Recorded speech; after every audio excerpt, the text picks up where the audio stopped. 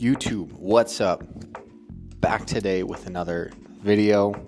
You know what it is. It's G-Eazy Fades. Today we are doing a taper with a textured quiff. For those of you who don't know, a quiff is essentially a shorter version of a fringe, and it's more so spiked up in the front instead of that kind of messy forward look.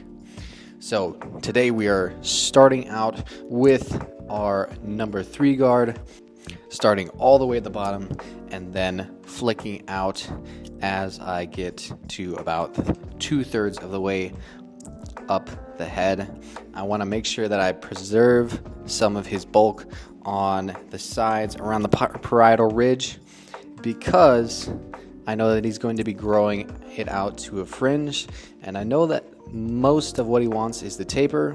Once he has a little bit more length on top, we might start to keep a little bit more fullness on the sides, and so I want to make sure that I preserve some of that weight.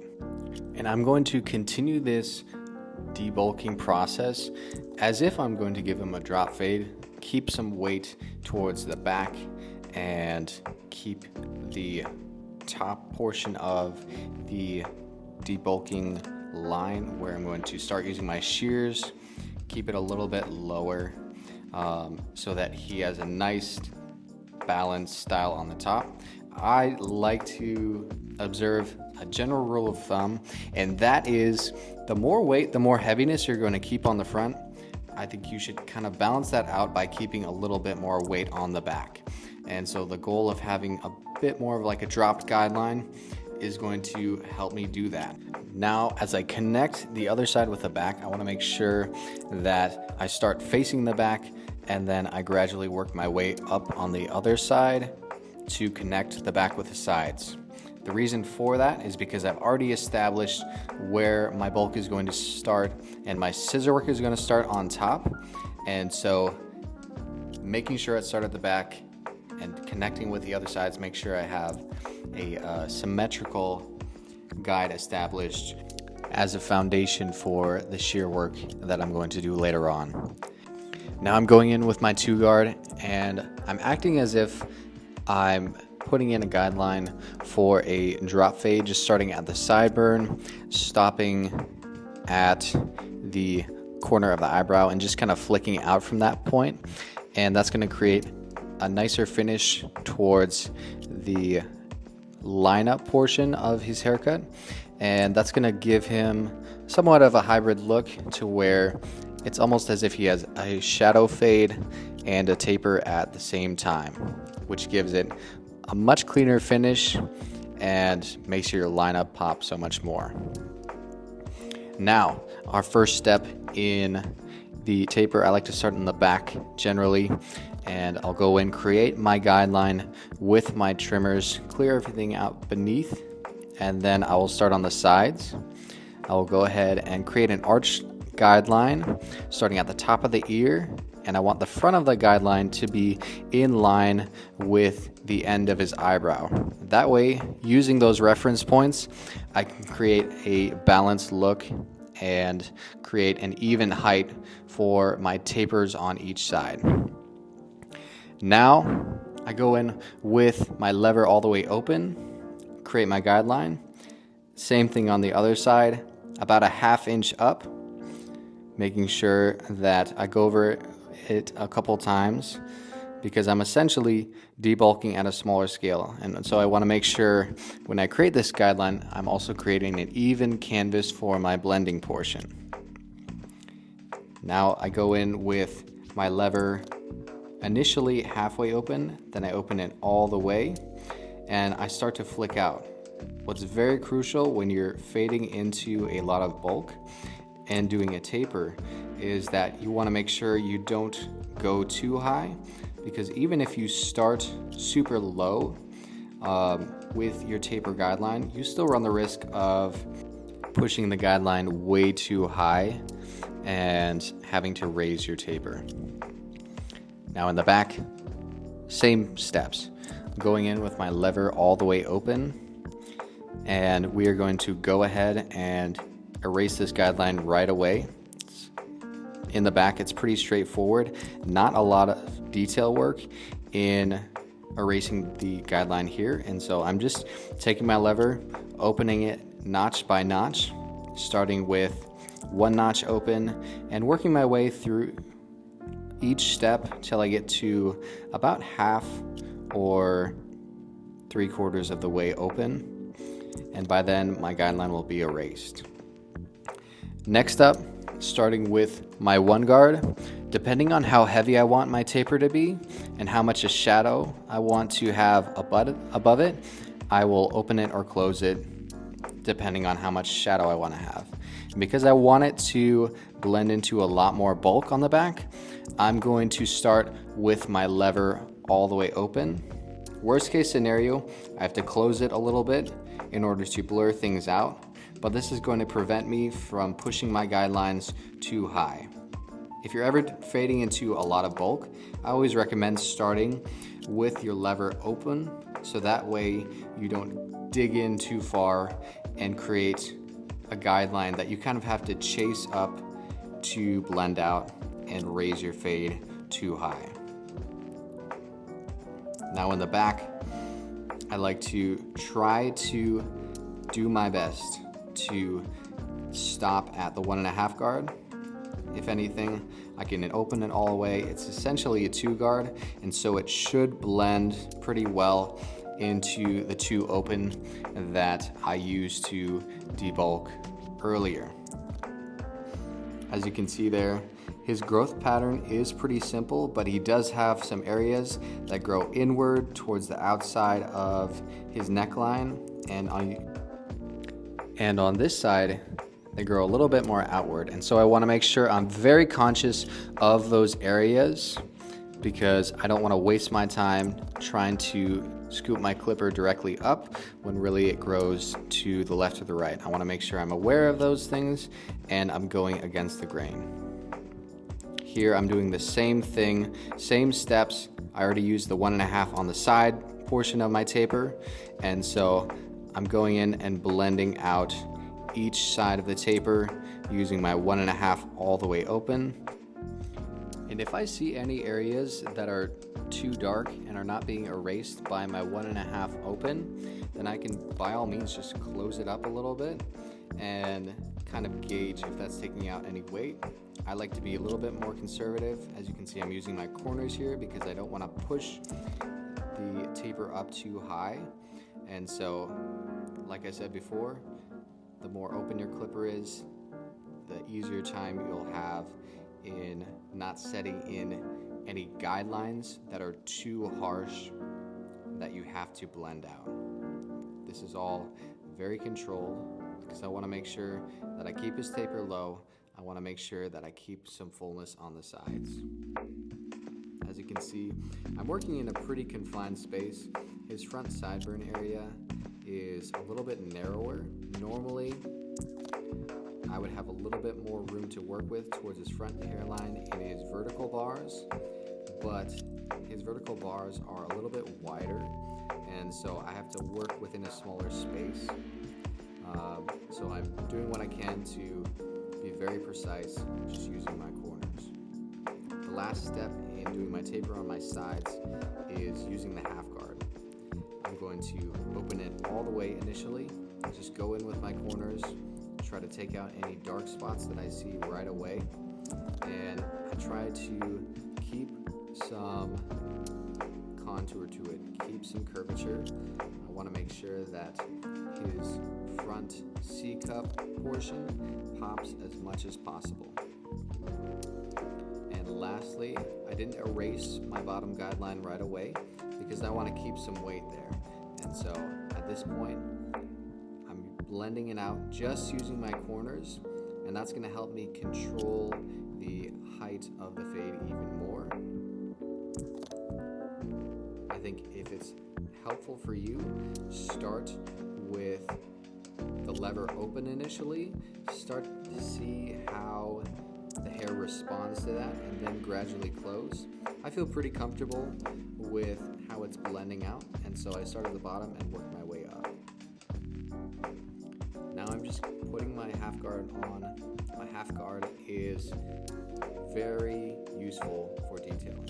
I recommend that if you are going to detail, most of the detailing portion of your fade is going to be in between the lever open and the one guard. And so starting with the lever open on your half guard is going to be super crucial to finalizing that process of fading and detailing everything out. As you can see, there are some hot spots towards his ear, and we're going to go ahead and look those over a bit later on with a bit of a larger guard. I think our half guard would be a little bit too short in that area, and so we'll save that process for later. In the back here, starting with my lever open and just flicking out. I want to go up to the line and then flick out. I don't want to scoop this line at all. I want to be very gentle, making sure that I only am making contact with the heel of my blade. I'm not scraping in the cutting blades too much here, but I'm being very gentle with my touches, and I'm being a lot more aware of how the hair grows on the neckline. Favoring my corners here too, because I'm working in very condensed, tight spaces. Anytime you see a very dark spot in the fade, it's usually within an area that's maybe a half inch to a quarter inch square. And so making sure you're very gentle around those areas is super important to creating really precise blends.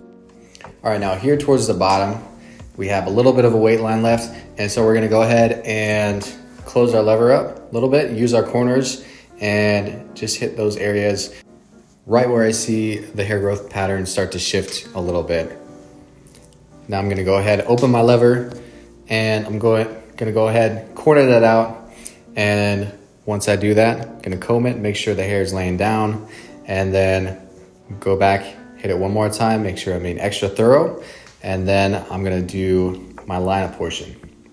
Now this area, I wanna make sure I'm holding the skin taut, making sure that I have good tension on the skin, stretching out the line a little bit because I wanna make sure I don't push into the hairline, I'll make it too narrow. And I wanna make sure I'm really gentle around the C-cup areas. His C-cup doesn't have that much curvature to it, and so I wanna make sure I don't push it in trying to make anything too sharp or too curved. I just wanna make sure I enhance what he naturally has going on.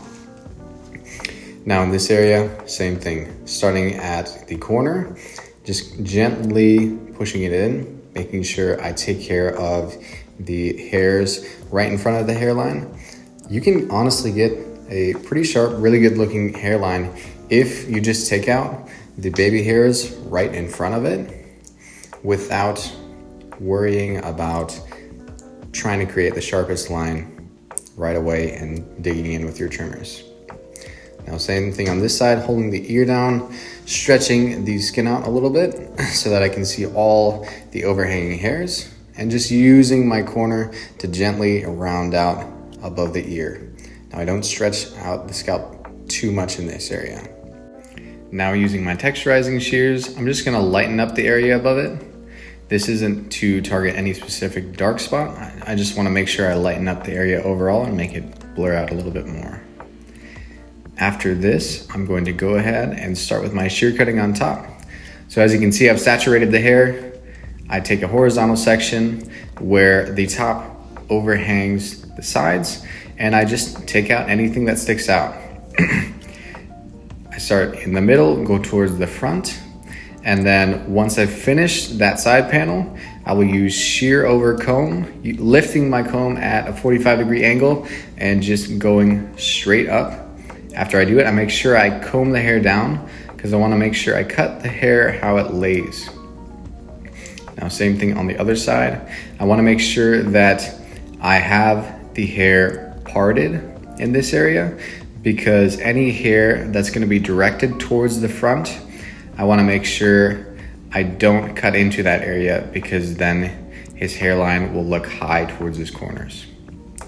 Now finally, I'm finishing off the back just by starting in the middle, and then connecting it to the sides. And then I'm going to use my shears to, again, use shear over comb and blend directly up from the 3 open into my shear work on top. Now on the other side, same thing. I see that weight. I start to notice where the clipper might have not cleared out, those heavy portions, and I go up. When I do compress fades on the back especially, shear over comb is going to remove just that little bit of weight that you might see. I'm totally okay with having a little bit of heaviness, a little bit of a line where my gradient stops, but I want to make sure that transition from the taper into the bulk is smooth. Next thing, we're going to go ahead and use a profile section starting in the back, working our way into the front. And as you can see, I start to project out further and further with my hands, just to create a little bit more length towards the front. And then using horizontal sectioning, I will go ahead and point cut because I want to create a textured look on top. Profile sectioning is definitely just a hack. I would always recommend it to any barber who's starting out, just because it creates what we call a traveling guide. So any point on the head, you can project the hair, notice where your guide is, and then cut all the hair that sticks out beyond that point and create a really precise, really consistent length throughout. Another reason that profile sectioning is so important is because it helps you follow the head shape as the hair rounds out on either side of the head.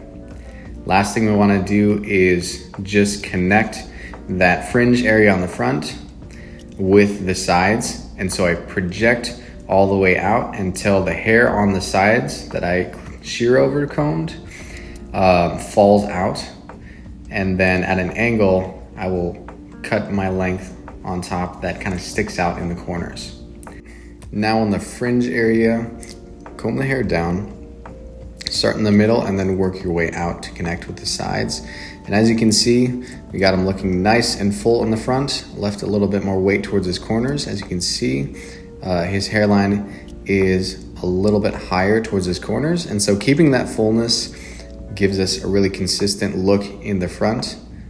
Here's the before. He's looking very flat, very heavy, and not a lot of texture going on. But as you can see, we laced him up. Super clean low taper. If you guys like this video, if you want to see more content just like this, leave a comment, like this video, and subscribe. Peace out.